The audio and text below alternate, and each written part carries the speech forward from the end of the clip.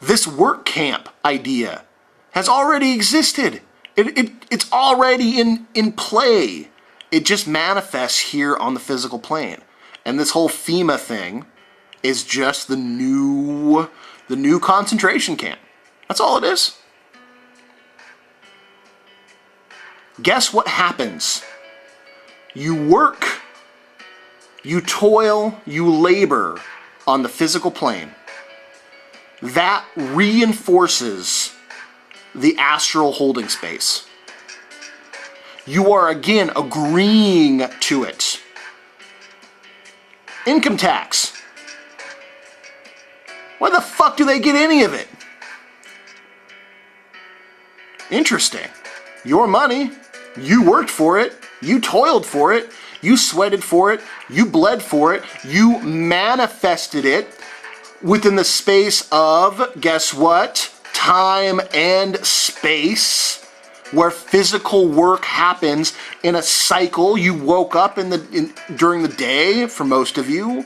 You went to work, and after the sun went down, you came home.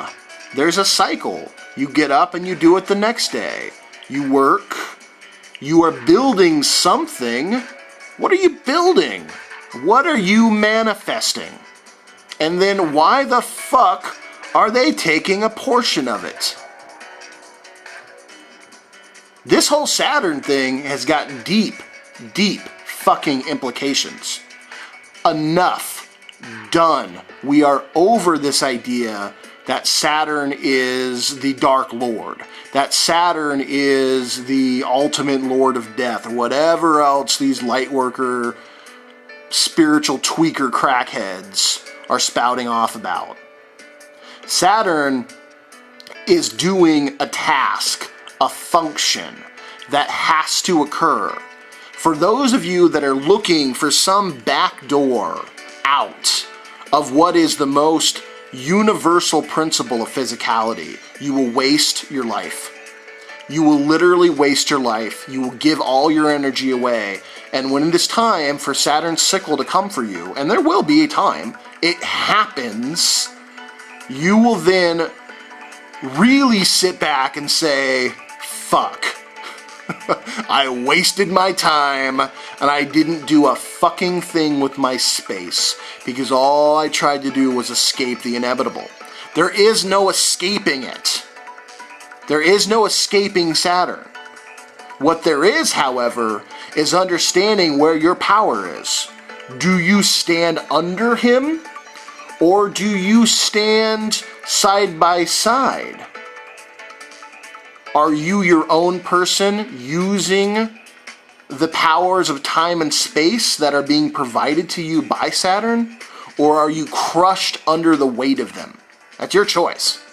Saturn doesn't need to change his perception about you. You need to change your perception about him. What are you doing with your time? What do you manifest in your space? These should be two fucking questions you ask yourself every morning. What am I doing? Who am I? What am I doing here? And what am I doing with my time? Are you just sitting on the couch? Wishing? Thinking? Oh, it'd be cool if someone did this, man. Oh, dude, it'd be awesome if someone did that. Question, why the fuck aren't you doing it? Oh, dude, it's hard, Bearheart, you know, like totally. I gotta get up off the couch and I gotta do something, man. And that's hard. Okay, that's cool. That's cool. Oh, dude, I'm so afraid of death, bro. Oh, dude. Man, wish you were my homeboy. That's cool. All right, man. I see where this is going. I see you're not going to do a goddamn thing. Oh, dude, but bro, man, we're eternal, man. Like, life should go forever, dude. Saturn's evil. He's the dark force, dude. He's totally evil. It's obvious at this point that if you can't get past yourself, your intelligence, as being greater, or shall we say eternal, and that you believe that the physical body sits above your intelligence, which is really what this is. Because you believe that you are nothing without your physical body. The physical body isn't a prison. It can be if you let it. The physical world can be a masterful prison. It can be if you let it. But let's get back to this idea of narrow perceptions. It is only when your many other perceptions are blindfolded, are muted, that you really sharpen them. So we all talk about, oh, well, we put a blindfold and we walk around for a while, and we all marvel about, oh my God, my hearing, my smell, all these things have become sharper, better. Well, what the fuck do you think Saturn is? What the fuck do you think the physical world is? They are blindfolds on higher perceptions that you are meant to awaken. Oh, you mean I'm not being held back? You mean there's actual practice here? You mean I can use this to my advantage? Oh, whoa! Who thought of that? Where did that come from? Oh, crazy. It's like there's a mystery here or something. It's like I should have paid fucking attention. Yeah, that's what this is about. You can look at Saturn as this 200-pound weight, okay? I'm a powerful, strong man. I really am. I really am. In my personal life, I really am. And I look at it the same way. I see a 200-pound dumbbell, 200 pounds. I'm not exaggerating. 200 pounds, and I go, you know, can I lift that? Can I hoist that with one hand on my shoulder? And can I then press this over my head?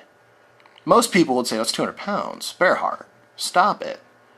And I think, you know, if this is Saturn staring at me in the face, then I'm going to use this opportunity. I'm going to use my time of struggle, my time of strain, my time under tension, my time under the iron, which is very physical.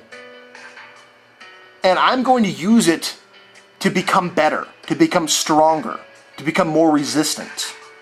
And you're damn fucking right. To pick it up and put it over my head. How many of you can say the same thing? You need to begin to see this as a challenge that makes you stronger. You're not running away. You're running towards. There's a saying in the old Gnostic Christianity, the devil guards the gate to heaven. Yeah, the devil guards it. Guess what? You've got to face it. You've got to turn around and look at the physical world and say, okay, this is my rock. This is either going to crush me, or this is the rock onto which I will build my glorious kingdom. The kingdom of heaven is built with hands of flesh. Let me say it again, because the whole bird of paradise thing really struck home when I said it a billion fucking times. The kingdom of heaven, the spirit, the creative astral, all those grand ideals, is built with hands of flesh. If you've got hands, okay, if you've got them, look at them right now. Look at those fleshy appendages, all right? All right? They're good for more than just typing on the computer and jacking off, all right?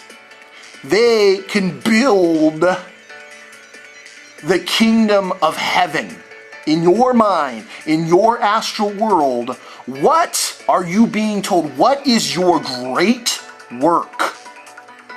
Because those fleshy appendages that can be shaped and molded become calloused. They tell, your hands tell the story of your life. Mine are rough, torn, and calloused. I am a true Saturnine child, born on Saturday, who understood, who labored and toiled until my Saturn return of about 33. I just dated myself. who finally was then, this is my great work. I have suffered and toiled until I was released in your set. Everyone has a Saturn return. Now I understand what it is I'm supposed to do. Now I have the strength, the resiliency, the determination, the don't fuck with me attitude to go manifest, to build upon the rock that is the physical world, the rock of Saturn, the great altar of ceremonial magic. Oh my God, I'm giving you so much gold here. So much gold. The great altar, which is Saturn, and manifest, build the kingdom, the grand work of me, and to share it with everyone, because it will be a masterpiece. Someone sent me an email and said, Bearheart, it's strange that you work so hard. Shouldn't a Titan be able to just will into existence what they want? Yeah, maybe. Sure. But I care about who gets hurt in the process. I care about how this is manifested. I don't manifest things on other people's credit. I don't use other people. My altar to Saturn is not a sacrificial altar to anyone else. My blood, my sweat, my tears feed that altar, not anyone else's. I don't lay other people down on my great altar and sacrifice them for the benefit of me. That is true Quillopian magic. That is true Faustian pact. You are being led up to slaughter on the grand, horrible altar of a Quillopian entity, of which names I'm not going to start repeating. That is part of the Faustian pact. You need to live your life. And here's how you do it. Not only do you wake up every morning and you say, I am no longer part of any contract that I am not aware of. I am not part of the Faustian pact. You need to live your life like it. You need to build your life that is in benefit to you, not to a nameless egregoric corporation, this monstrosity on the astral world that has the shape of a nameless, or not nameless, faceless image that is just large and gigantic here on the physical realm. Pick any huge corporation, and there is an astral egregore, a personable astral egregore that you can speak to. I have made a horrible mistake at one point in my life and actually went to, I'm not going to say which one. Should I? Fuck. No, because I don't want you to do it. Well, okay, warn you, don't do it. I decided to go see what Monsanto looked like on the astral. That shit, really, I should have been in therapy. Fuck. Holy fuck. Scary. Scary stuff. Thor, though, slays giants. Thor kills the giants of the modern day, which are corporations. Just throwing it out there. You need to live your life that benefits you. You need to look at Saturn and say thank you. Thank you for this difficulty. Thank you for the toil. I now understand, I appreciate the work that I do. And you need to actually appreciate the work that you do. This is the Saturn mystery. You are either creator of your own reality, or something else gets created for you. And something gets created for you because you are taught and conditioned to think. These three major religions condition you to think a certain way. And so you build that on the physical world through your fear, which is a highly dense vibration and very powerful and gets manifested very quickly. So the things that you fear, the things that you give your power away to protect you, like, Jehovah, please protect me from this. And you give your power, guess what he builds? He builds what you fear, because that keeps him in power. I guess I'm doing a part 3.